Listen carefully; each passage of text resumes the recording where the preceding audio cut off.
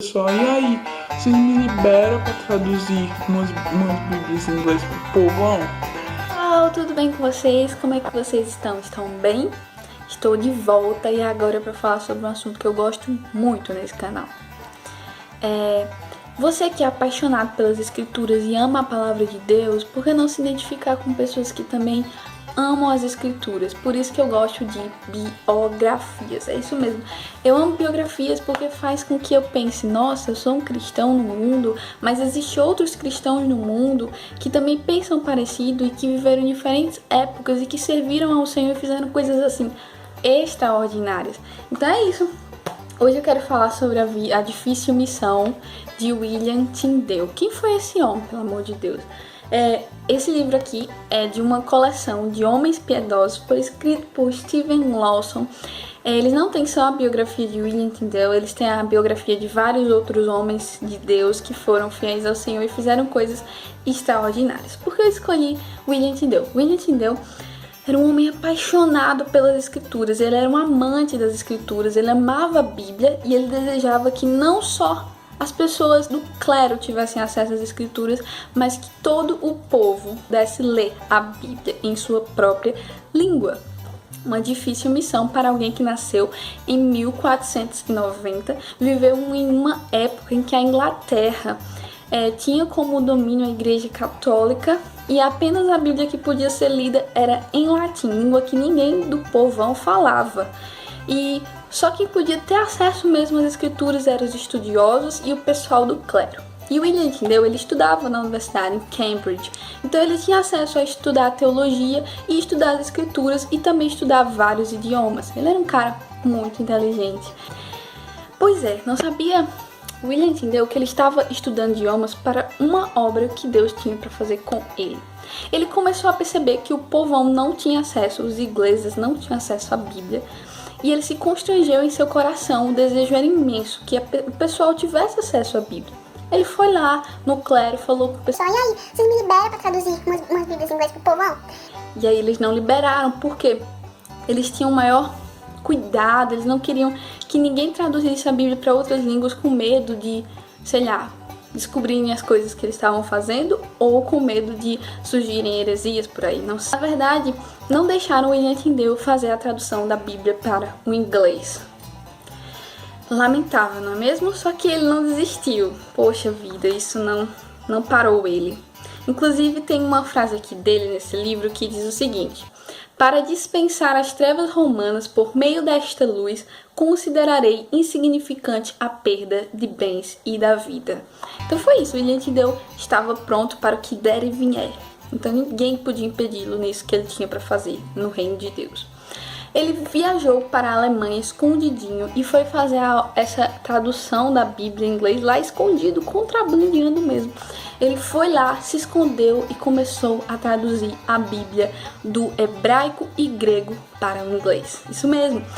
Nessa época as pessoas geralmente traduziam do latim, que era a língua usada pelo clero, para as outras línguas. Mas ele não fez isso. Ele foi um dos primeiros tradutores a traduzir a Bíblia da língua original para a língua inglesa. Por isso que ele é chamado o pai da Bíblia em inglês, isso mesmo. Ele trouxe enormes contribuições para a língua inglesa, novas palavras que ele mesmo inventou.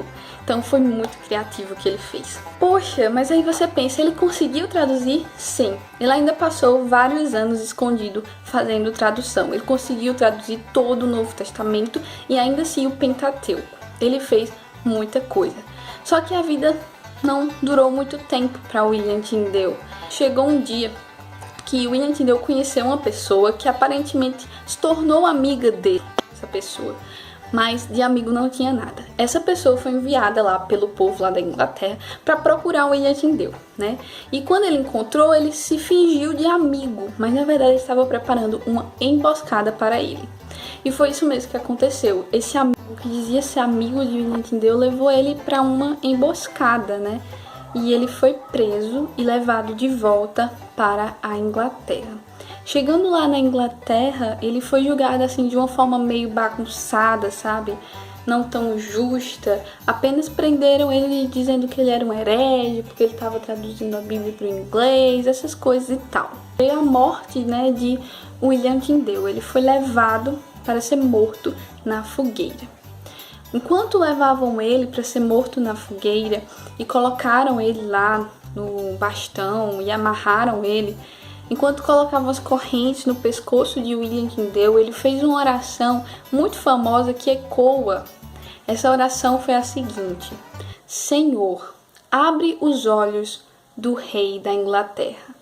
E após isso, o estrangularam William Tyndale e o queimaram na fogueira.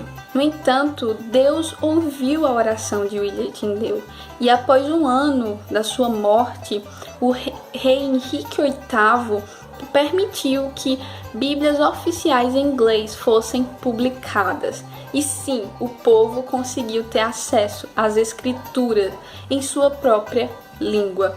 Isso era o desejo de William Tyndale. Essa paixão era o que movia o desejo de que todos tivessem acesso às escrituras. E eu vou ler agora um trechinho desse livro que fala justamente sobre isso. Desejo que o arador cante um texto da escritura ao trabalhar com o seu arado, e que o tecelão os cantarole na melodia de seu tear. William Tyndale não queria apenas que o clero soubesse a Bíblia, as escrituras, ele queria que o povo, o povão, o povo que estava lá, o camponês mexendo na terra, a mulher costurando, ele queria que esse povo tivesse conhecimento das escrituras. Certa vez ele chegou a dizer que ele desejava fazer com que camponeses da Inglaterra soubessem mais das escrituras do que o próprio Papa. E foi isso que aconteceu. Essa é a história de William Tyndale. Essa foi a difícil missão da vida dele. Ele conseguiu traduzir a Bíblia para o inglês antes que o matassem. E agora eu digo a mesma coisa para você. Não traduzir a Bíblia para outra língua. Quem sabe Deus também tenha te chamado para isso. Ainda existem várias outras línguas que não tem Bíblia, certo? Nelas. Talvez Deus tenha te chamado para ser um tradutor, mas talvez Deus tenha te chamado para que você leia as Escrituras, para que você ame as Escrituras, para que você deseje que outras pessoas conheçam a palavra de Deus, que essa chama venha arder em você, que você leia a Bíblia antes que te matem, ou você venha morrer. Isso foi o que William Tyndale fez, e isso nos inspira a fazer o mesmo. Pessoal, espero que vocês tenham gostado desse vídeo com essa câmera nada muito boa. É apenas um celular, ele não é muito legal. Eu tive muita dificuldade para gravar esse vídeo porque esse meu celular fica travando e caindo e desligando sozinho porque ele é louco. Mas espero que vocês tenham gostado. Leiam biografias, leiam a Bíblia, leiam ela em inglês, leiam ela em português, leiam ela em italiano, seja lá qual seja a língua que você gosta. Leia a Bíblia, leia as Escrituras, e que essa chama queime dentro de você e que você faça com que os outros também tenham o desejo de ler a Bíblia.